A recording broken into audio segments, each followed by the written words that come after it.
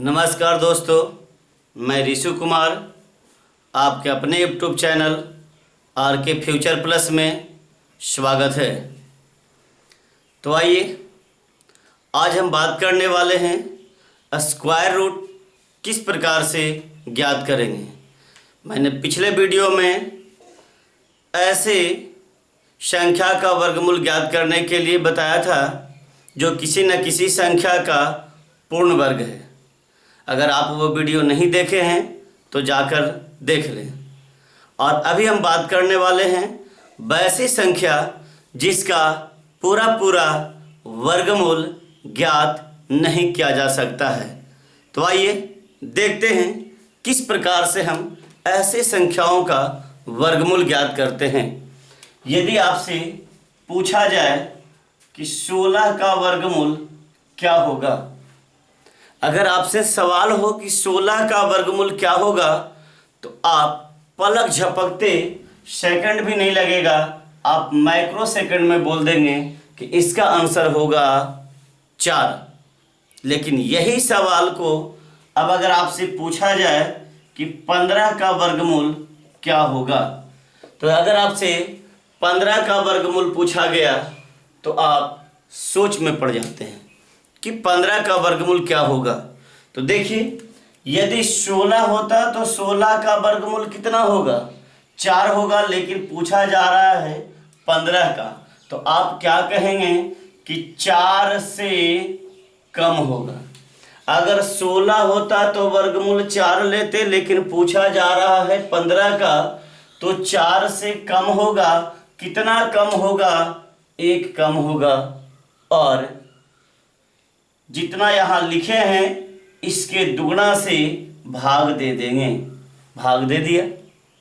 अब लिख लेंगे 4 में से घटा देना है, 1/8 है।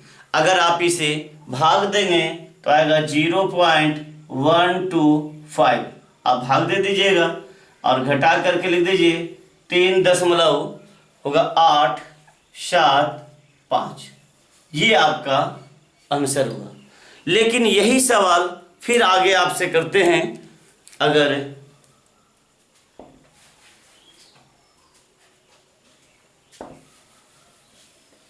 आगे आपसे सवाल हो कि 49 का वर्गमूल ज्ञात करें, तो 49 का अगर आपसे वर्गमूल पूछा जाए तो आप इसका जवाब देंगे 7 होगा। लेकिन आपसे सवाल हो कि 50 का वर्गमूल क्या होगा, तो अब ये देखिए कि 50 का वर्गमूल पूछा जा रहा है। अगर 49 होता तो 7 होता, लेकिन ये 50 है, 49 से ज़्यादा, इसीलिए प्लस होगा। कितना ज़्यादा है, 1 ज़्यादा है, और इसके दुगने से भाग दे देंगे। तो चलिए यहाँ लिखेंगे 7 प्लस 1 में अगर आपको 14 से भाग देना है तो इसका होगा 0.071। आप साइड में भाग दे सकते हैं। इसका आंसर हो जाएगा 7.071। चलिए नेक्स्ट क्वेश्चन पे आते हैं। यदि आपसे सवाल हो कि 25 का वर्गमूल क्या होगा, 25 का वर्गमूल क्या होगा, तो आप इसका जवाब देंगे कि 5 होगा। लेकिन आपसे पूछे कि 26 का वर्गमूल क्या होगा, तो आपको क्या करना है, ये देखना है इसके नज़दीक में जो संख्या का वर्गमूल ज्ञात करना है, इसके नज़दीक में ऐसी संख्या ढूंढना है जो किसी न किसी संख्या का पूर्ण वर्ग है। तो बताइए, अगर इसके नज़दीक में ढूंढेंगे कि इसका पूर्ण वर्ग नज़दीक में कौन होगा, तो आप बोलेंगे 25 है। तो अगर 25 होता तो वर्गमूल 5 होता, लेकिन ये 25 से ज़्यादा है तो प्लस करेंगे। कितना ज़्यादा है, 1 ज़्यादा है, और इसके दुगना से भाग दे देंगे। तो 5 प्लस 0.1 होगा, यानी 5.1 हमारा आंसर हुआ। आइए अब हम एक एक करके देखते हैं कुछ और एग्जाम्पल को। अगर आपसे कहा कि 60 का वर्गमूल बताइए, 60 का वर्गमूल क्या होगा, तो सबसे पहले क्या करना है, आपको ऐसी संख्या 60 के नज़दीक में ऐसी संख्या ढूंढना है जो किसी न किसी संख्या का पूर्ण वर्ग है। तो बताइए 60 के नज़दीक में कौन सी ऐसी संख्या है जो पूर्ण वर्ग है। तो आप बोलेंगे कि 60 के नज़दीक में 64 होगा।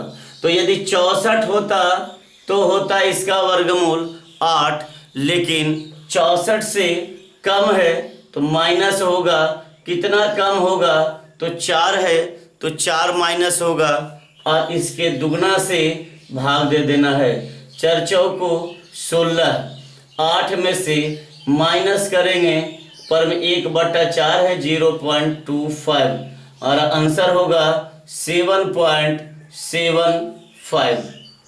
तो आइए कुछ और एग्जाम्पल लेते हैं जो आपसे दशमलव के रूप में भी पूछा जाता है।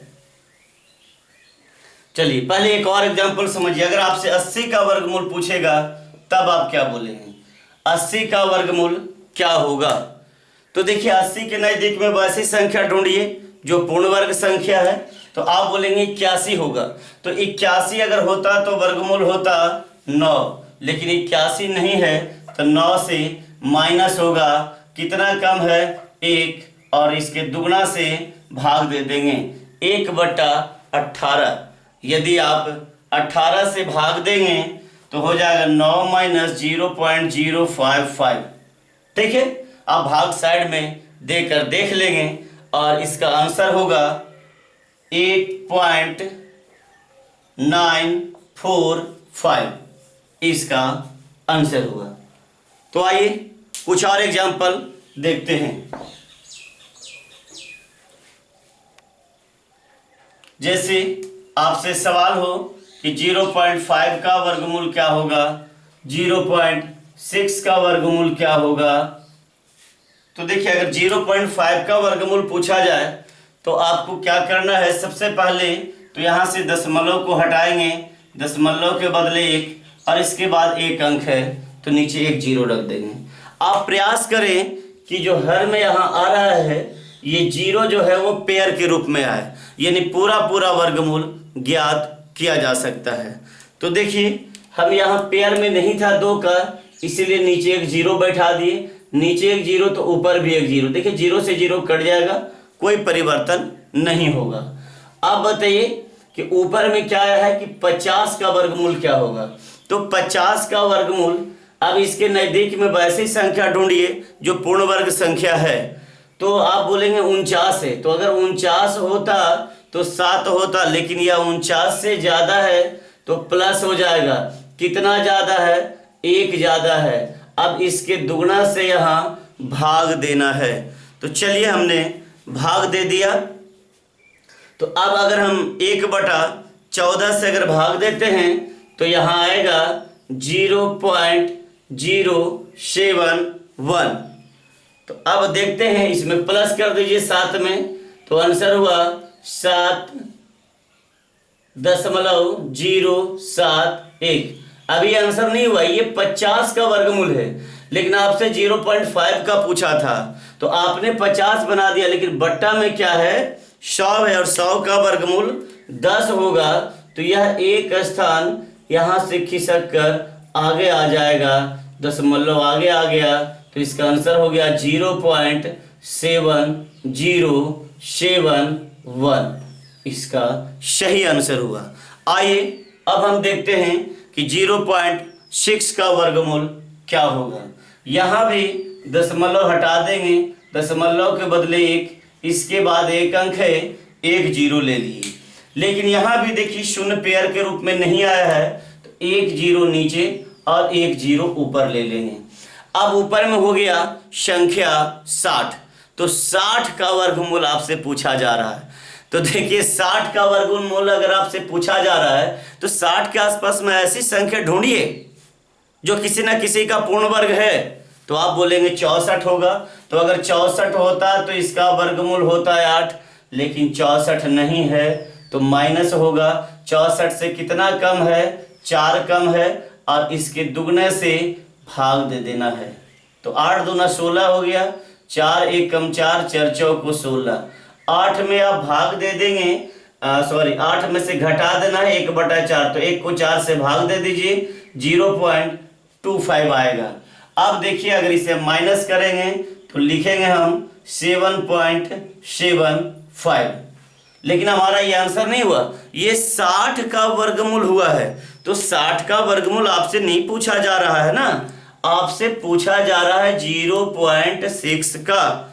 तो अब बताइए, ये एक स्थान यहां से खिसकेगा और आगे आ जाएगा, क्योंकि यहां पर 100 है, इसका वर्गमूल 10 होगा, तो ये आपका यहां चला आएगा। इसका आंसर हो जाएगा 0.775, 0.775 आंसर होगा। अब आइए आगे बढ़ते हैं।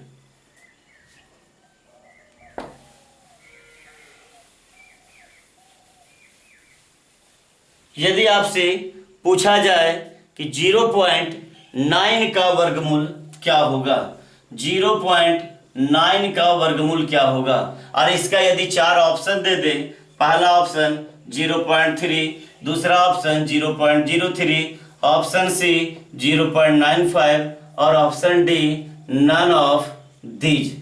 तो देखिए इसमें बहुत सारे ऐसे स्टूडेंट हैं जो 0.3 और 0.03 को आंसर कर देते हैं, लेकिन इसका सही आंसर क्या होगा, आइए देखते हैं। आपसे पूछा 0.9 का वर्गमूल क्या होगा। सबसे पहले तो क्या करेंगे, दशमलव हटाइए, दशमलव के बदले 1 आ गया, इसके बाद एक अंक है 1 0, लेकिन हर में जो है वो पेयर के रूप में नहीं है, तो बताइए यहाँ नीचे 1 0 और 1 0 ऊपर बना दीजिए।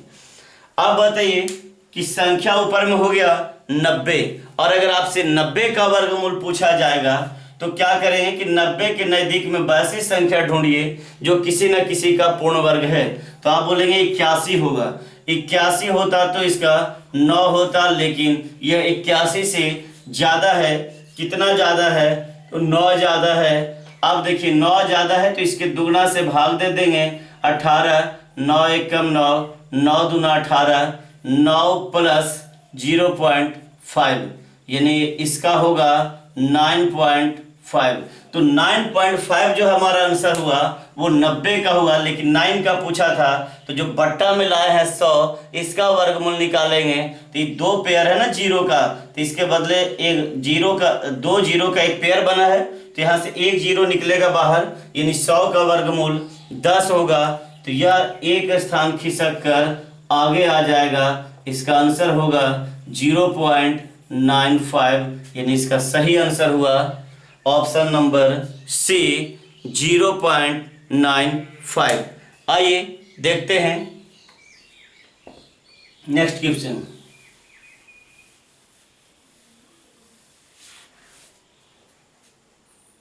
यदि आपसे सवाल हो कि 0.8 का वर्गमूल क्या होगा, 0.8 का वर्गमूल क्या होगा, यहाँ भी दशमलव हटाइए, दशमलव के बदले 1 और एक अंक है 1 0, लेकिन नीचे पेयर में बना दीजिए, इसके लिए नीचे 1 0 रखें, ऊपर भी 1 0 हो गया।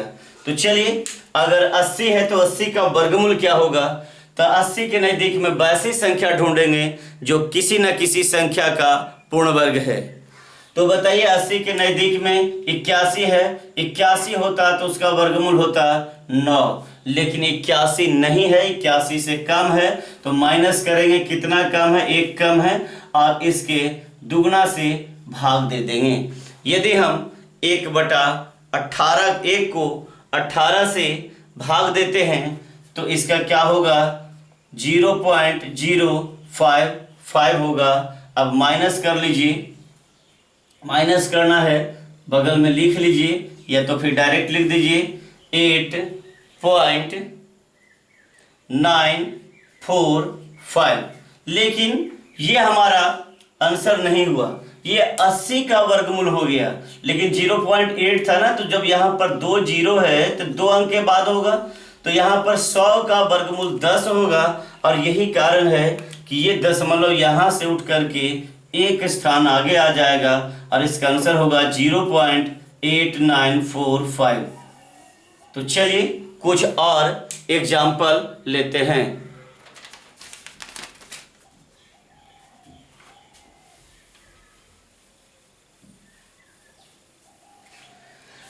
एग्जाम्पल है 4.2436।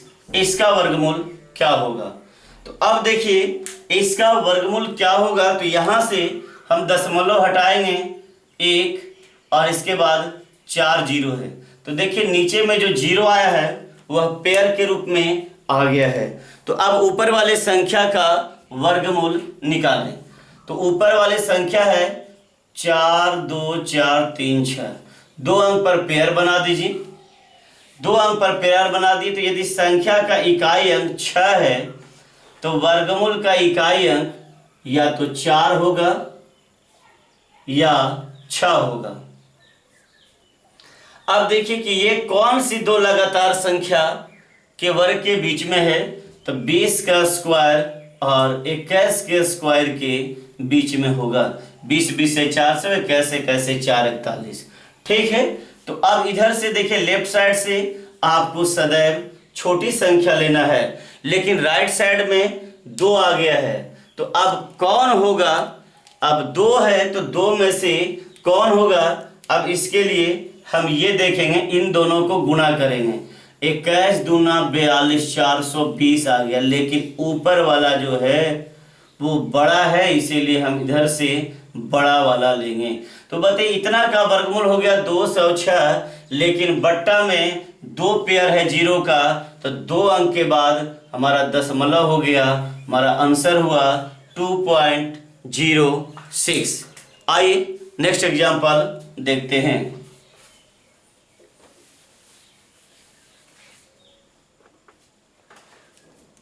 0.0324, इसका वर्गमूल क्या होगा ये ज्ञात करना है।